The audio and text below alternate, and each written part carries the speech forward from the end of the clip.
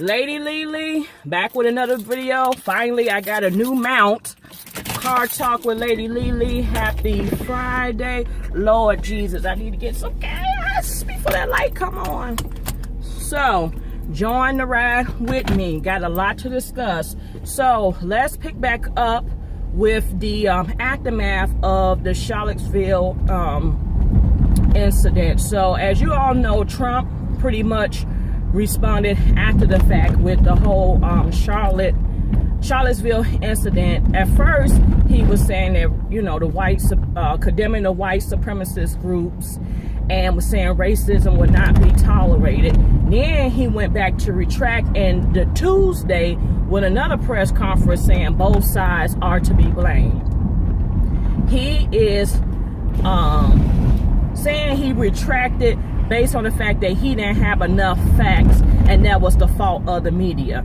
You are the freaking president of the United States. What do you mean? You're waiting for the media to tell you what's going on with the events in Charlottesville? Are you kidding me?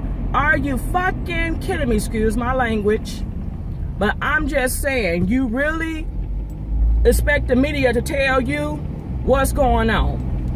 He's blaming the media, y'all, that he didn't have the correct facts, and it is what it is at this point.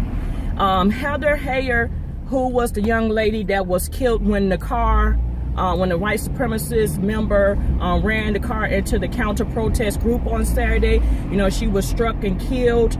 They had her funeral this week. The mother decided to make the funeral private with just family and close friends. She went on Good Morning. She said this, they killed her to shut her up. They killed my daughter to shut her up, but all they did was really magnify it. So the mom is on a mission. You know, she's setting up foundations, and, you know, just because Heather died, her legacy is going to live on, and her mom is going to carry out her daughter's mission and goals. She went on, Heather's mom went on Good Morning America the other day, you know, just to give, you know, talk to them and, you know, let them know what's next. She said she did have a private family and friends funeral. She said she did not have time for politicians. She did not have time for public figures to try to use her daughter's death as a way to monopolize or carry out their own personal agenda. She said that Donald Trump has reached out to her. She has no intentions on talking to Trump at all. She really has nothing to say to him. You know, at first, because, you know, it was based back to that comment. She said at first he was condemning, and then he, you know, when he said both sides are to blame, she said she took it as, you know, he was, you know, pointing the finger at her daughter. So she said she has no intent on talking to Trump. She said for those political officials who reached out to her, she said she is setting up a foundation in honor of her daughter's legacy. She said if you want to hold something, you know, hold something in honor of her legacy, or have a positive, you know, agenda that aligns with their mission and goals, she'll be happy to work with them and talk to them. But if it's for personal gain, she said you pretty much can save it. God bless her. She even goes on to say the own dog is not, Heather's dog is not doing well, and she said that, you know, maybe the dog need to be with his mom. So, because the dog has been in agony. You know, people really, you know, they're really, the animals, you know, the animals are like family members, and they look to you as their family, and they fall in love with you. So, you know, she said Heather's dog is really not doing well either.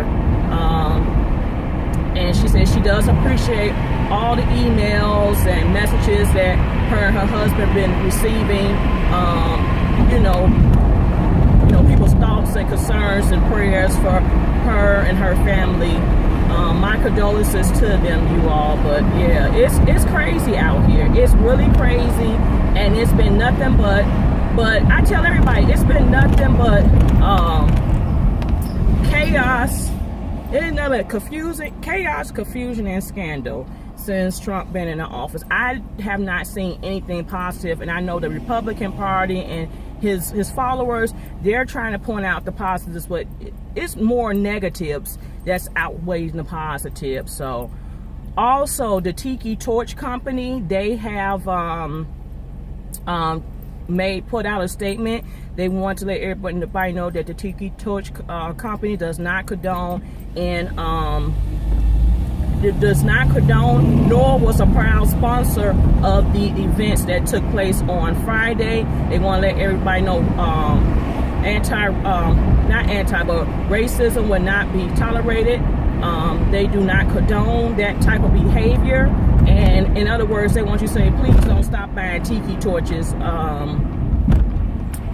because of what took place last Friday. So they put their statement out to say that, but in which, like they said, and then they go on to say they didn't know, in which I believe they didn't know. I mean, those people probably got together and went to the local Walmart, Home Depot, whatever, and got them torches. So it's not like they had a corporate sponsor for those torches. So, but they just want to let you know that they don't roll like that foolishly. So yeah, moving right along. Prayers and condolences to the people of Barcelona, Spain. As you all know, on Thursday there was a terrorist attack that took place. A van drove into a popular area of Barcelona, a popular tourist area. They drove into a crowd of people. 13 were killed, about 100 was injured. There was also a home that ended up exploding, a bombing, an explosion of a home that took place that was in connection with the with that terrorist attacks that killed one person, and also 2 police officers were not hit but ran over by the van and suffered minor injuries, but they survived. So the updates as of this morning said that they have 5 terrorists that was involved was found and killed by the police. They believe that one may still be looming. They don't know if he's still in the area or not, but that was the updates about that. So my prayers and condolences are to those people, their families, and anybody connected. There was a couple people that I know that was in Barcelona, Spain, that were visiting. They did mark that they were safe through Facebook, so everybody reached out to them. One of them was my sorority sister, who is a flight attendant, so she's always flying domestic and international due to her nature of work, but she did put out a statement and let everybody know she's safe. I think she said she had a nephew over there that was in town as well, and he's safe. They're all safe. And I think I had another colleague of mine do this professional organization. He did also say that he marked that he was safe, and he put a statement on Facebook that he reached out to his family and friends and let them know he's fine and he's on his way back to the U.S. They were saying that Trump did respond, and they said his response time, I'm stopping to do my business, that his response time to them were quicker than it was to the Charlottesville incident, and that he had even like used the old myth. He had used an old myth about pig blood and bullets and missiles. I don't get it. I do not get it. But talking about what a general did back in the day, and they didn't have no terrorist attacks for years, for almost 35 years or whatever. So I don't know. So, but yeah, it's getting crazy. The world's gone mad, y'all. I keep telling y'all the world's gone mad, and I keep telling people that we are in the this is the modern day civil rights movement. Same issue. It's like those same issues. And to be honest, like I tell people, they never went away. They might have died down, but to be honest, they never went away. People are attacking racism each and every day in a variety of different ways. People hear racist comments. People blatantly experience racist situations. The issues with the police brutality, it's all coming back to fruition. It's like we're back in the 50s and the 60s, you guys. And yeah, I mean, the difference now is that we have maybe some more rights than we had back then, but it never truly went away. So, you know, people say it's going to take more than just walking, marching, and prayers. It's just going to take some actions. And like, you know, as I said before, we got to hold our political leaders to the fire. We really do. We have to hold them to the fire, y'all. It's just no way around it. We got to hold them to the fire. So, got to hold them to the fire on all this stuff. So, yeah, that's where we're at with all that stuff. So, you know, all you can do is pray and, you know, work to make change. You can pray, you know, prayer without action, faith without works is dead. So you can pray, have the faith, but you also got to put some works behind those prayers. So that's the plan. My plan of action is work with our youth, educate our youth, motivate our youth, make sure they're on a good path. That's the way how I want to contribute in making a difference in the world.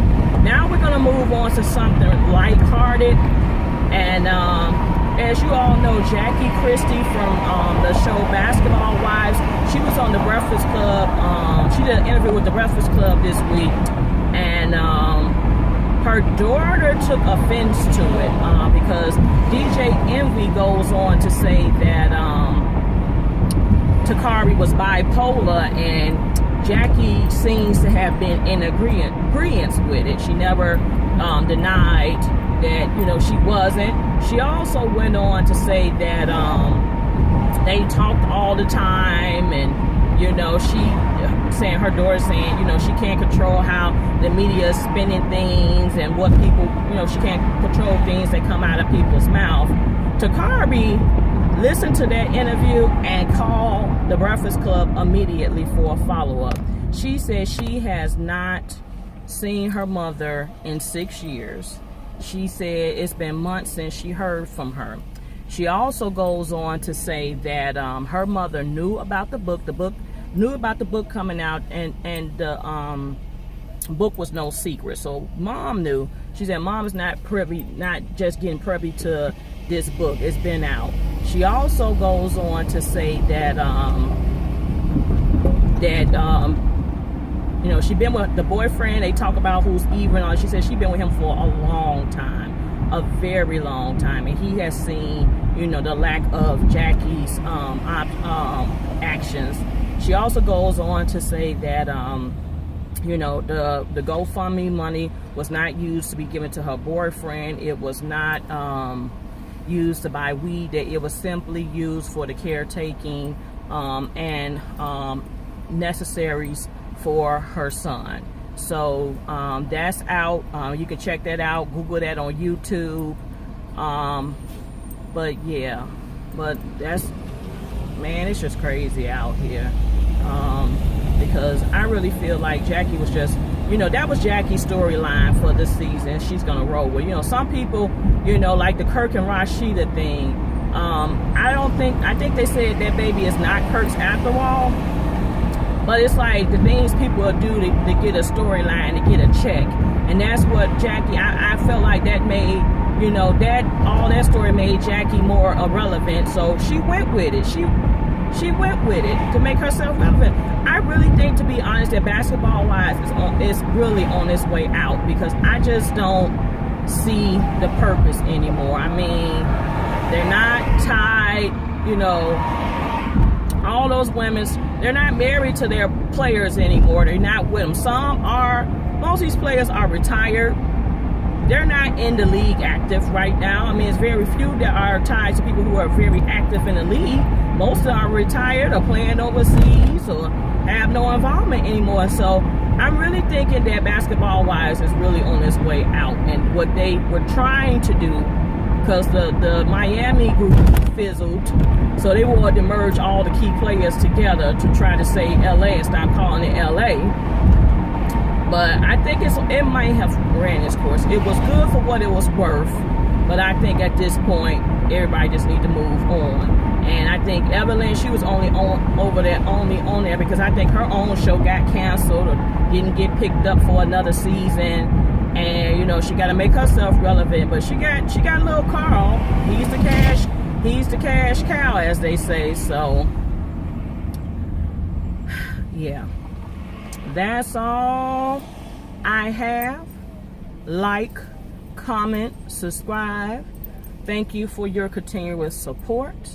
Stay tuned for more videos, and I'll be back soon with the Insecure Review by Sunday. Peace.